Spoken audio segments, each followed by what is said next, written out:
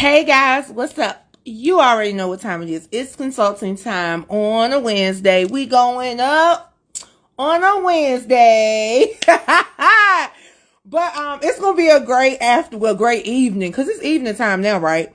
Well, yes, I am getting ready to host Mr. Andrew Snorton, and he's an author. And so he is Illinois born. Hey Michael. Author Andrew Snorton is Illinois born, New Jersey raised. Then he went to Wake Forest. Y'all know anything about Wake Forest? It's in North Carolina. So, we're gonna get this rolled on the show in a little while. I'm super duper excited to host this gentleman, this evening in this interview. So, stay tuned, and we will get this rolled on the show in a little while.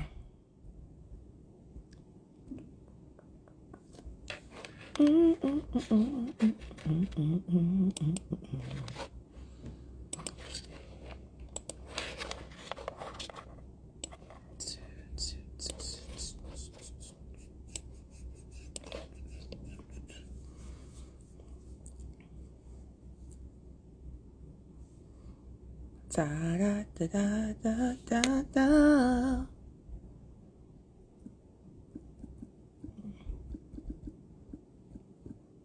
Do do do do do do do do do do.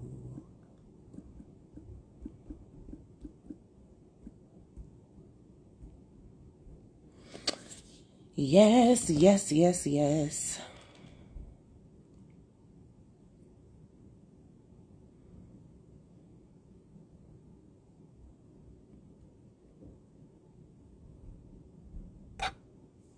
Alrighty, guys. We got Mr. Andrew Snorton in. So what we're going to do, we're going to go ahead and bring him out because we got stuff to talk about. We want to get this roll on the show. We want to make sure that we are. It's going to be an amazing conversation because y'all know we started talking about the literary process last night. So I am utterly excited. Ooh! Had to break it out for Rody, you. yo! Hey, you know what? When you get a chance to be on a great platform like yours, you gotta come correct. So thank you. Oh, listen, we're not doing that. Thank you so much. You're not gonna have me crying in the flesh. Not gonna do it. But guys, this is Mr. Andrew Snorton, and listen, we're gonna talk about a lot of things, but there are some things I need to shout out first and foremost. To shout out to you for being a Wake Forest alum. Shout out to you in the two-time for being a proud member of Alpha Phi Alpha Fraternity Incorporated. And so I think those are just things that, we got to get out the way because they're very significant. So kudos to you for all that you're doing. Honestly, you are amazing. And I look forward to this conversation that we're getting ready to have. Hey, thank you. Like I said from the jump, number one, you're doing amazing work. And to open up your platform is being extremely you are leaving your footprint in major spaces and places. Like you said earlier, alumnus of Wake Forest University. Look, just making it through the rough side of the mountain. You're doing your best to make it in. Yes, ma'am. And then, as you mentioned earlier, a member of Alpha Phi Alpha Fraternity Incorporated. Actually, this coming Thursday, April 13th, I'll actually celebrate 32 years as a member. So, yes, ma'am. Oh, no, I got you back. So I don't know what's going on, but you are going in and out. So we got to see. We're going to make sure if you go out, I'll just get you to repeat it and run it back. But absolutely. So you say what, 32 years? Yes, ma'am. As of April 13th, congratulations. So what do you get? Because I know you get something in 25 years. Do you get something every 25 years or every 5 years after 25 years? I tell you just get something. All right day. now. Let's just be real. And first off, before I go any further, shouts to all of the members of our Divine Nine. I would be remiss if everybody brings to the table. So before talking about, you know, being a member, I've got to acknowledge all of our fellow fraternities. That includes Kappa Alpha Psi fraternity, Omega Psi Phi fraternity, Phi Beta Sigma fraternity, Iota Phi Theta fraternity. You know, shouts to them and the great work they're doing, and shouts to our sororities, of course, Alpha Kappa Alpha Sorority Incorporated, Delta Sigma Theta Sorority Incorporated, Zeta Phi Beta Sorority Incorporated, and Sigma Gamma Rho Sorority Incorporated. So everybody brings something to the table. And before, like I said, you even talk about your membership, you've got to acknowledge what other people do. Seriously. Oh my goodness, that's amazing, guys. This is author Andrew Snorton, and we're just going to dive right in. So before we even really talk about the books, let's talk about when you first realized you even wanted to be a writer. Wow, that's a great question. And I really want to say it really started around 2016. I used to write for one of the online magazines, Examiner, and when they shut down, it's like I knew I still wanted to do some type of writing. So I have to acknowledge people like Darius Gordine Jr., Tyra Satai, who had already published books. They gave me a couple of pointers on how to stretch or expand my writing. And true story, my first book was supposed to be a collection of political essays. As you know, 2016 was an interesting time election-wise, including someone who finally got indicted. We're not gonna cuss and fuss on this show. So someone who got indicted, and just knowing what that landscape was looking like. But I made the cardinal sin of having everything on my hard drive. So when my laptop crashed, like I lost that manuscript. So again, keeping it PG-13, I said some words that I will not repeat. But after about 10, 15 minutes, it kicked in that maybe that wasn't supposed to be my first book. And my second book was going to be a book of poetry. So my second book ended up being my first book. So this is my debut, Deeper Than Your Deepest Sleep, Thoughts on Love with Joseph Snorton. This was released February of 2017. And it's a poetic retelling of a conversation with a long-lost family member who I didn't know existed. There's an interesting backstory on that. And the backstory is, I was very fortunate to attend the memorial service of Dr. Maya Angelou, whose birthday was posthumously yesterday. But when I got my invite, instead of it being the name of Andrew, it was in the name of Joseph. Now me being the youngest, exactly, the look that you had, I'm like, how do you mess up Andrew and Joseph? So I went to my mom and dad and asked if they had something that they needed to tell me, and they looked at me like I had lost my mind.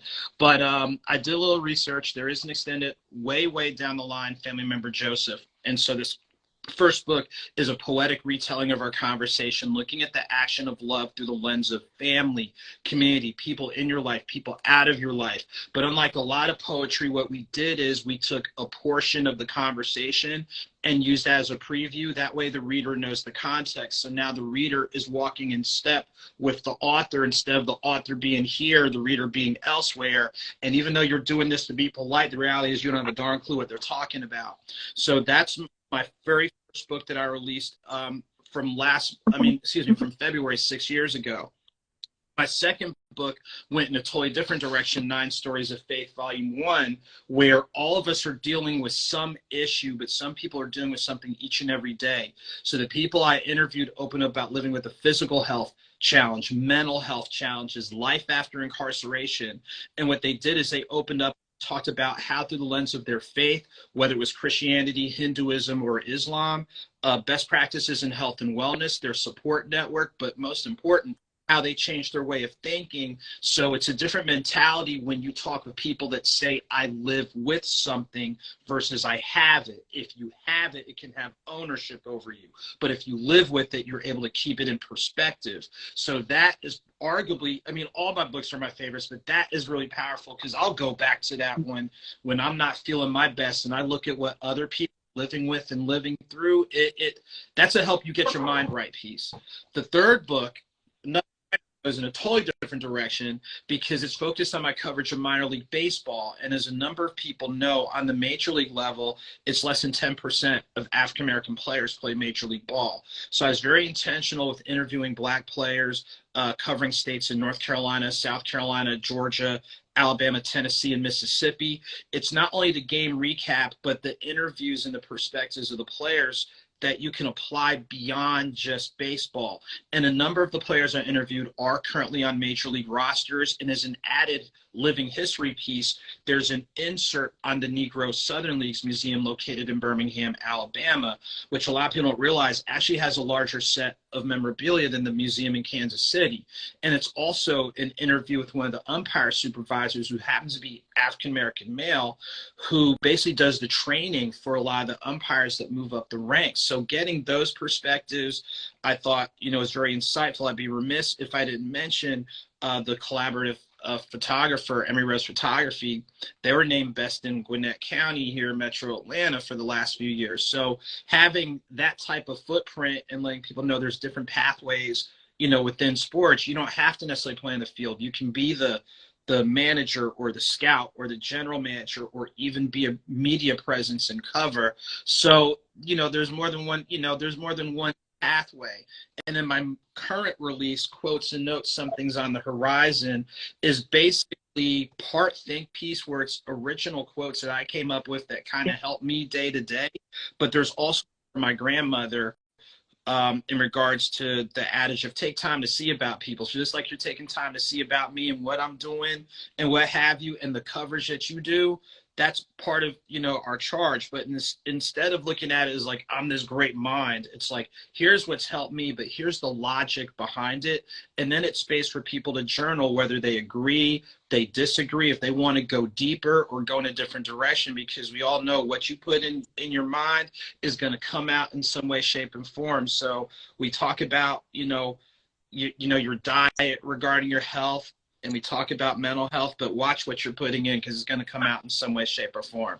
And then there's an audiobook series I have called The Author's Mixtape, which right now is a 5-volume series where it's totally freestyle. So I have to give credit to Third Level Entertainment Group, Canis Major Digital, and then my co-author on the 2 most recent editions, Chris Ten, aka Chris Kinder, where we do everything start to finish in studio. We go in studio, they give us a topic, we got to go on the mic and come up with something right then and there. So if you're used to streaming on platforms like Tidal, Spotify, SoundCloud, iTunes, Shazam, Deezer, Amazon, so where a number of authors are mainly on Audible, we use more of the music platform.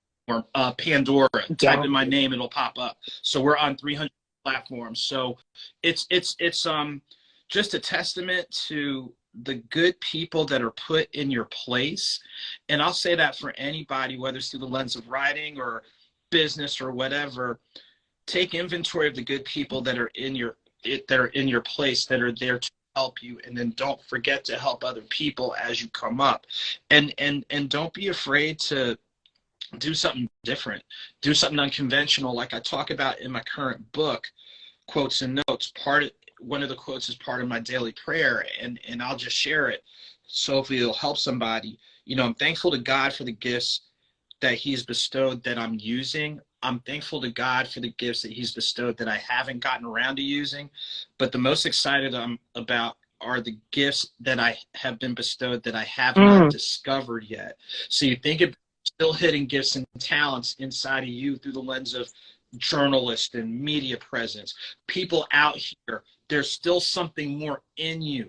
So that ought to give you the motivation to get up each and every day and just, you never know what gifts and talents you still have that you still haven't unlocked. So hopefully through the books, the audio books, other work that I'm doing, it gives people the motivation, encouragement, and empowerment that they do have the capacity to do something great. I don't know what great looks like for you, and I'm still discovering what great looks like for me. But just be Absolutely. excited, Absolutely. Guys, if you're just checking in, this is author Andrew Snorton, and he has taken you through each and every one of his literary works. And the reality is that I want to go back and really hone in on a couple of things, and then I'm going to ask you a question about when you were creating these books.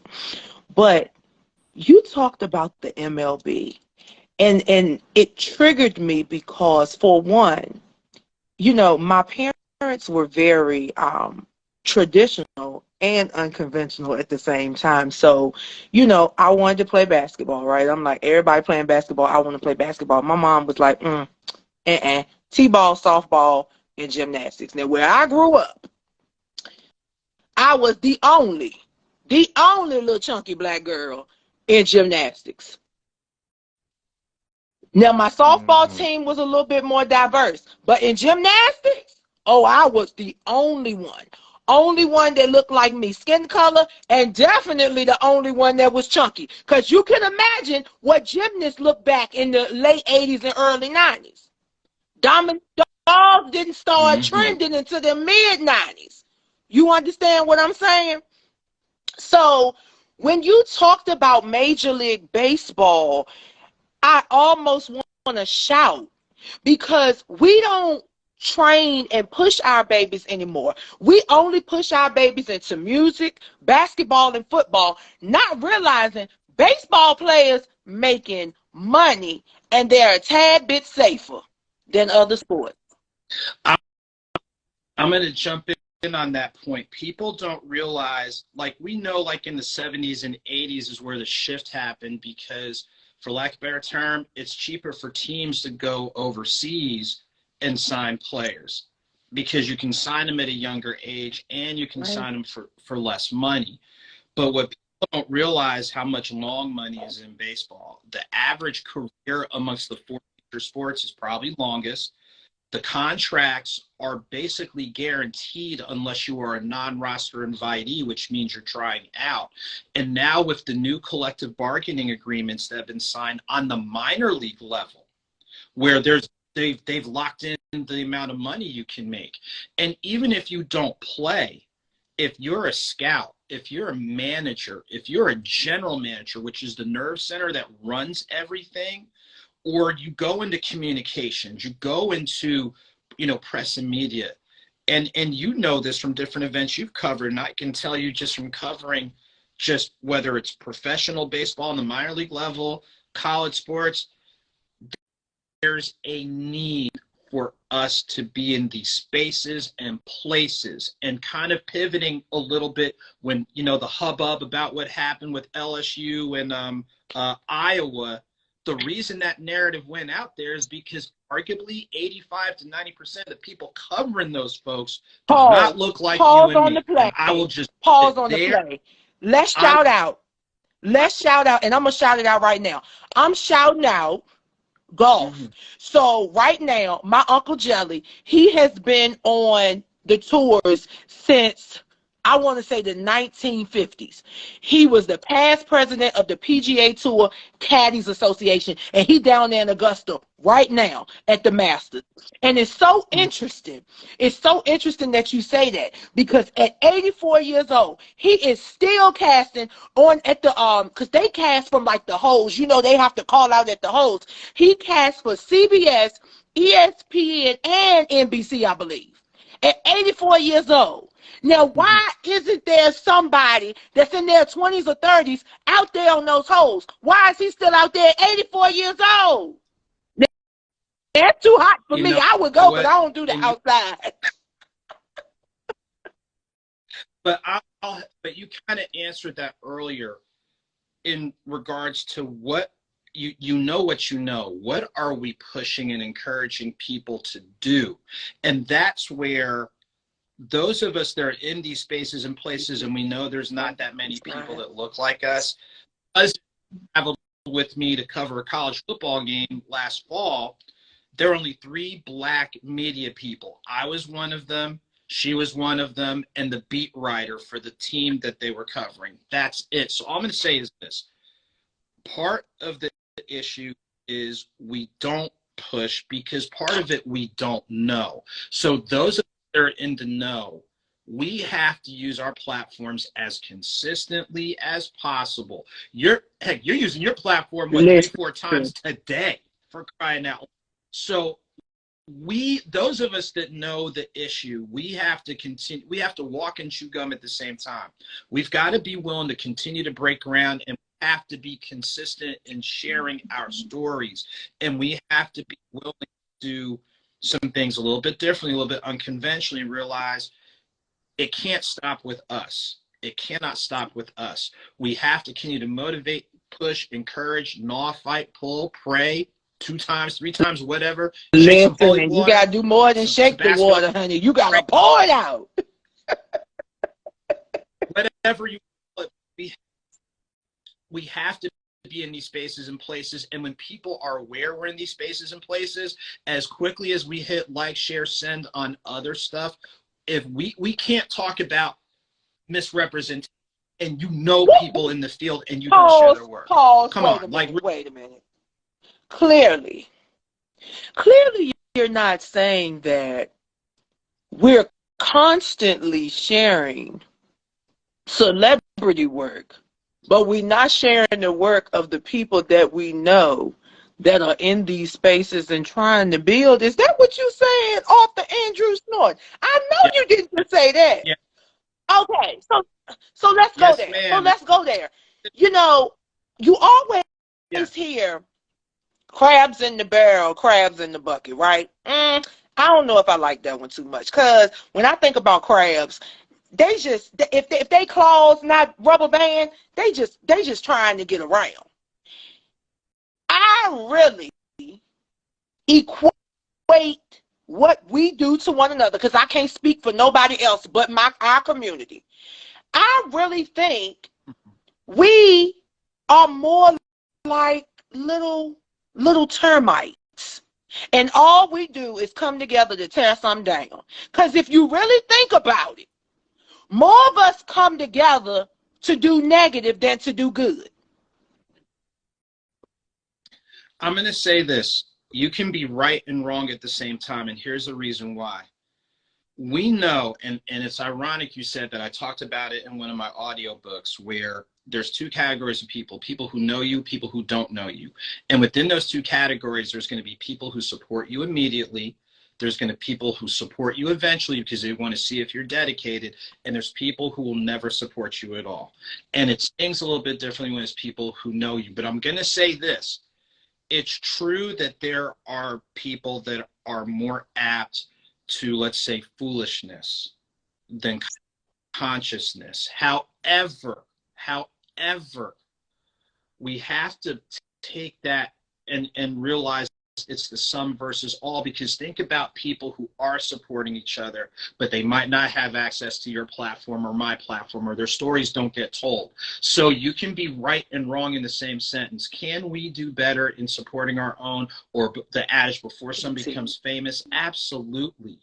But people doing that, yes. And that comes back to where, and I said it in the current book, people get caught up in the size of the platform, but the most important thing is understanding you have one.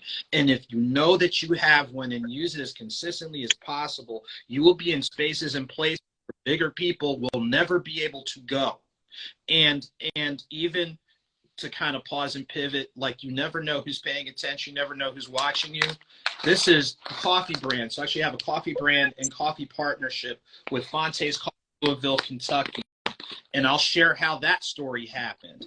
August of 2018, I had just finished doing the Mississippi Book Festival. I was in southwestern Kentucky visiting relatives.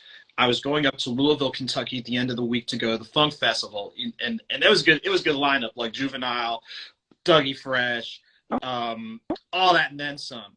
But I went to a book signing, and I have to give our alumni club in Louisville tremendous credit, because I put the question out there, whether it's people who looked like me or didn't look like me. They gave me some solid recommendations. And Fonte's Coffee was the second name on the list, but they were the first ones to respond. And they said, you bring whoever you want. Struck up a good relationship with the owner, and you talk about being consistent with using your platform. The owner follows up with me last summer and pitched the idea of doing a collaborative project. And so I had input the design, all that type of stuff, and we released. Right now we just have the medium roast, and it's the beans. So you have to have a grinder. But we released that towards the end of last year, and I'm going to go ahead and drop this publicly. We are going to drop our light roast Mother's Day weekend, but what we are working on doing at that time, which is where You never know where your help is going to come from. We are working on a design to where when people order online, we'll have a database of registered 501c3s. So that way people can earmark a percentage of their purchase to go to every community organization they want. So you don't have to live in Louisville, Kentucky, where Fontace is based. You don't have to live in Metro Atlanta, where I'm based. And it comes back to what I said, when you're consistent with using your platform, you never know where it's going to take you. That's anybody out there. So I have to give credit to Fonta's Coffee. I have to give credit to our alumni club out in Louisville for helping indirectly make that connection. One of the people I've made a connection with, I Am Rooted, who does some amazing work. We have a quarterly project that we're doing called Sip and Flow at Socialize. That's going to be coming up the Thursday of Memorial Day weekend. So add us, go online to get your tickets. It's a fun event. And like I said, don't worry about the size of your platform. Use it consistently. I'm a living testimony of it. I Am Rooted's a living testimony of it. And all of you have the capacity to do the same, if not bigger. And that's okay if you do bigger for people you're reaching. And we know the game. If there's more people we can constructively reach, you never know. You never know the impact or the legacy that you can build. Guys, listen. If you are just checking in, you have missed an amazing conversation. However, it's here for you. So if you go back, once we finish up and listen, you are going to get some jewels. So I need you right now, everybody under the sound of my voice, go on over, follow Author A.S. Norton right now. He is amazing. He is utterly amazing. He is doing amazing things. Shout out to I'm Rooted. Shout out to Britt Miller. Shout out to Justice Jules. Shout out to everybody who is here. Miriam, I think I showed you some love.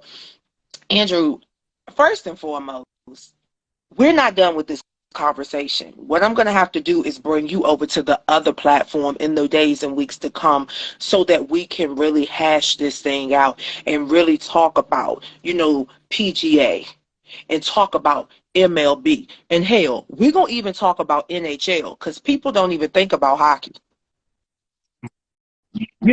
Thank God for my traditional, unconventional parents, because they put us in spaces that I'm still trying to figure out now why when I go to the livestock auctions, I know what they're saying, because my parents put us there when we were kids.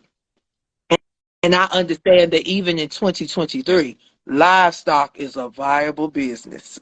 So you understand, there's so many things that we have to talk about. But this is what I want to do, because we definitely have to begin to wind up. But you are coming back. But one of the things I want to hone in on is, what would you say was the most surprising thing about yourself that you realized when you were creating your books?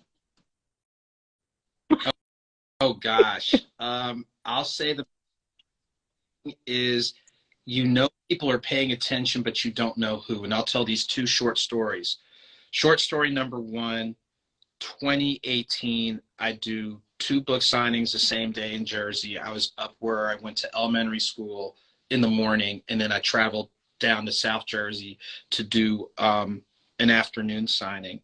And to make a long story short, I just done 2 books at the time.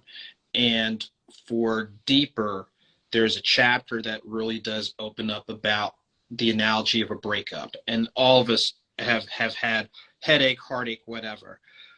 One of the people who purchased the book said what I wrote and what me and Joseph talked about hit the nail on the head regarding their that particular type of relationship, but they still felt that way 10 years later. And I had to kind of pause, because you don't know how you opening up on tough topics can help somebody, but you also don't know what people are still holding on to. And once you realize, when you peel back the layers, what people are still holding on to, it explains a whole lot. And the second thing ties in with that same year. I did a book signing in Birmingham, where I'll be in a couple of weeks for the Black Ink Festival on April 22nd. So I'd done a book signing, and we had like some light leftovers, and something possessed me to say, hey, where are the homeless? So I remember we had a couple of bags of food, and we went to I forget the name of the park in Birmingham, and ran up on some people, and I was like, sir, ma'am, this is what we have. It might not work for your palate. And they stopped me and they said, sir, we'll take what you have because we haven't eaten in 2 or 3 days. And writing is more than just something that I do, because you think about, if I hadn't written the book, I wouldn't have been there. If I hadn't been there, we wouldn't have ordered food. If we hadn't ordered food, we wouldn't have had leftovers. If we didn't have leftovers, someone might not have gotten fed. So I think the biggest thing is, people are paying attention, but you don't know how you can impact somebody. And I'll just say this for the work you're doing, or anybody, do not downgrade the work that you're doing, because you don't know who you're motivating, encouraging, and impacting. You might get some knuckleheads. We know you have a few knuckleheads and you say some foolishness. That happens, as you get closer to different accomplishments. But you never know who you're motivating, encouraging, empowering, and inspiring when you get up each and every day. You put in an honest effort. You don't feel your greatest, but you show up and do the job anyway. You never know, because you might be motivating the next host of something, or the next author, the next educator, or what have you. And then again, you never know whose eye you're catching, and you might end up like I am the last 25-30 minutes, having a great talk with a great personality. Absolutely. All that. Oh my goodness. Wow, guys. Well, first and foremost, yes, Brittany said that hat is hatting. Girl, when he first came on with that hat on, I had to lean back with it. I was like, come through, Mr. Alpha Phi Alpha Fraternity Incorporated. Yes. Oh my gosh, Andrew, you have totally blessed the platform. And this is the thing. One of the most empowering and real things you said was that don't worry about the size. Remember, you got one. Because a whole lot of people don't even have one. And you know what? Bless you for blessing me and my viewers and my listeners. And like I said, after this conversation, this is not the end. This is the end. And we are coming with a new beginning. So I think people need to understand that we come together, we have these discussions, but I always say there's an art to networking. And the art to networking is in the follow-up and the building of a relationship, and not just the building thereof, but the building of a sustainable relationship. And that today we have begun to cultivate. Guys, go on over, follow author Andrew Snorton. He is utterly amazing, utterly amazing. Shout out to being a Wake Forest alum. Shout out to being born in Illinois and bred and raised in New Jersey. Now you in Georgia. I'm in Georgia. We're not far from one another, so we are going to connect. Thank you so much for being with me this evening, and I look forward to cultivating and sustaining this relationship. Likewise, and real quick before we go, hopefully, y'all blessed me for having the opportunity to speak and share and use this as a checkpoint to see how far I've really come and use this forward. So hopefully what I shared helped somebody, but everybody, including where it started with yours, it helped me too. So thank you. Seriously, thank you. Well, thank you so much. Guys, this is not the end. We are going to be back at 7 p.m. Eastern Standard Time, and I think you're going to get another hour of power from another melanated, amazing black man. So let's do it, let's do it, let's do it. Andrew Snorton just brought you joy, jewels, and justice, and we'll see you back in a little bit.